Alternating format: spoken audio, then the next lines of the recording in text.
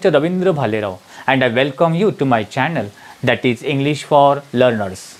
Friends, today we are going to learn one more important grammatical topic, and that is the gerund. What do you mean by gerund? And how the questions are asked on this topic. So all the detailed information we shall see in this video. But before watching this video, as usual, I request you, don't forget to subscribe my channel. Let's begin to learn about gerund. Gerund म्हणजे काय? Gerund is a one type of verb.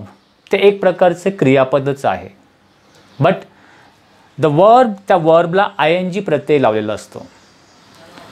आता कशा प्रकारे एक्झाममध्ये question विचारले जातात?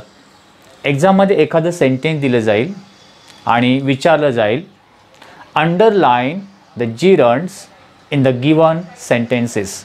खालील वाक्यामध्ये gerundsला अंडरलाइन करा.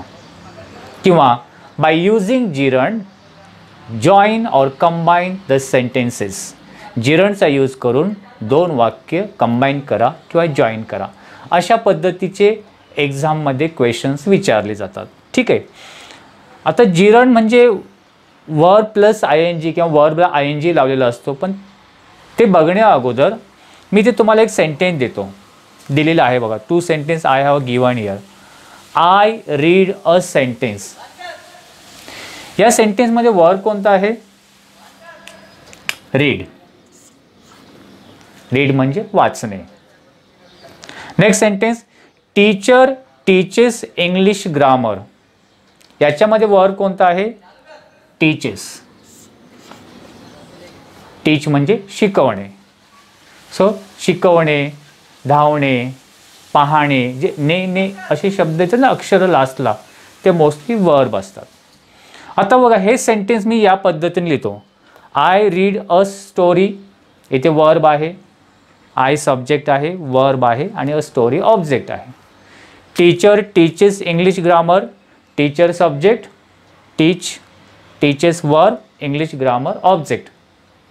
आता सेम सेंटेन्स मी या पद्धतीने लिहितो, म्हणजे gerund म्हणजे काय तुम्हाला कळेल. See, I like reading a story.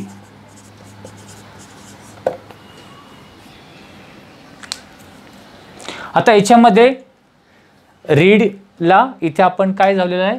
ing लावलेला आहे. लाईक इथे वर्ब आहे. लाईक हे वर्ब आहे आणि ते रीडिंग हे ऑब्जेक्ट म्हणून आलेलं आहे. वर्बला ing लावला, वर्बला ing लावला आणि तो ऑब्जेक्ट झाला, वर्ब नंतर आला. ओके. रीड हे ऑलरेडी काय आहे? वर्ब आहे, पण त्याला ing लावलेला आहे आणि ऑब्जेक्ट म्हणून त्याचा यूज झाला, म्हणून याला काय बोललं जातं? gerund. कळते? आता सेम ते वर्ब नंतर येऊ शकतो किंवा वर्बच्या अगोदर येऊ शकतो. उदाहरणार्थ, टीचर टीचेस इंग्लिश ग्रामर. आता हे सेंटेन्स में टीच हे वर्ब आहे, मेन वर्ब आहे, पण त्या सेंटेन्समध्ये ते वर्ब म्हणून नाही येणार. सेंटेन्समध्ये ते नाउन म्हणून किंवा सब्जेक्ट ज्याला आपण बोलतो किंवा ऑब्जेक्ट म्हणून तो सेंटेन्समध्ये येऊ शकतो. हे सेंटेन्स मी या पद्धतीने लिहिलं तर, टीचिंग इज माय हॉबी. कळतंय? याच्यामध्ये इज हे वर्ब आहे आणि टीचिंग हे सब्जेक्ट आहे. म्हणजे टीचला ing प्रत्यय लावला आणि त्या वाक्यामध्ये तो सब्जेक्ट म्हणून ॲज ए नाउन म्हणून तो आलेला आहे. कळते? मग वर्बच्या अगोदर आला तर याला बोलतात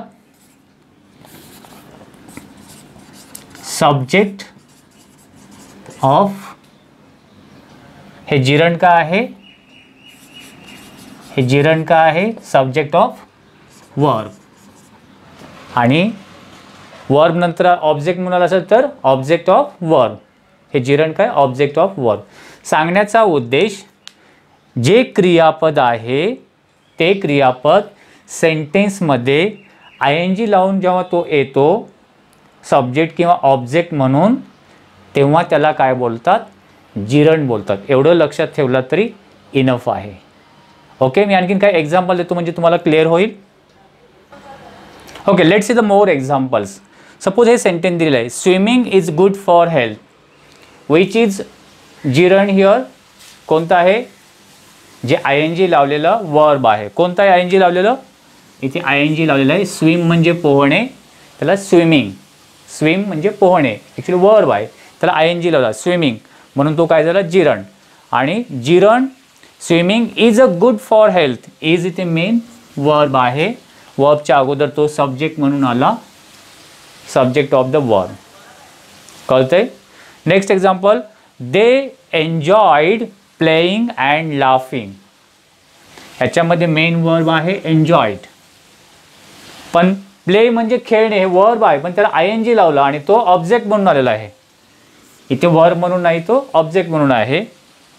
playing and laughing. Playing laughing का आहे? ते ऑब्जेक्ट, नाउन आहे. सो सांगण्याचा उद्देश यावरून तुम्हाला समजेल, जिरण जो वर्बला ING लावलेला शब्द तो सब्जेक्ट म्हणून येऊ शकतो किंवा ऑब्जेक्ट म्हणून देखील येऊ शकतो, पण त्या वर्बला जेव्हा ING लावलेला प्रत्यय असतो दॅट इज कॉल्ड जिरण. यालाच म्हटलं जातं जिरण.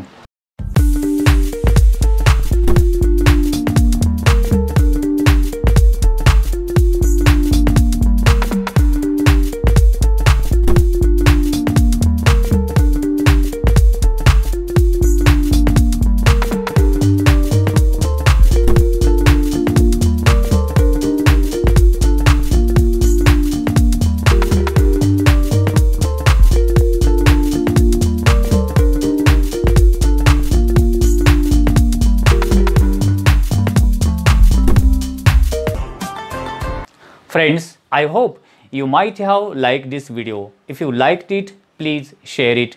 If you have any suggestions for me, please write in comment box. Wish you good day. Take care. Thank you very much.